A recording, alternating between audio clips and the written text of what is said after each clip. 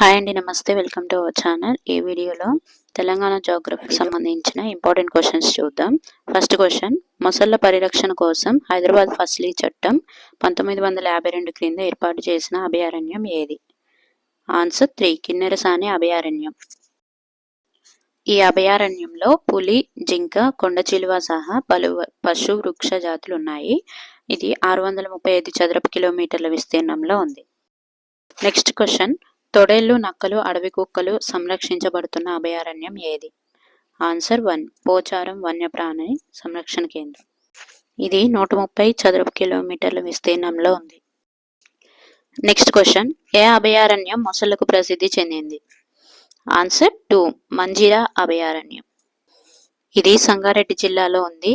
దీని పరిధిలో మంజీరా జలాశయం ద్వారా హైదరాబాద్, సికింద్రాబాద్ జంట నగరాలకు త్రాగునీటి సరఫరా చేస్తున్నారు. నెక్స్ట్ క్వశ్చన్, కవ్వాల్ పులుల సంరక్షణ కేంద్రం ప్రస్తుతం ఏ జిల్లాలో వ్యాపించి ఉంది? ఆన్సర్ 4, పైవన్నీ. కొమరంభీం, ఆసిఫాబాద్, ఆదిలాబాద్, మంచిర్యాల, నిర్మల్. ఎక్కువగా వ్యాపించి ఉన్న జిల్లా నిర్మల్. నెక్స్ట్ క్వశ్చన్, పిల్లల మర్రి జింకల పార్క్ ఎక్కడ కలదు? ఆన్సర్ మహబూబ్ నగర్.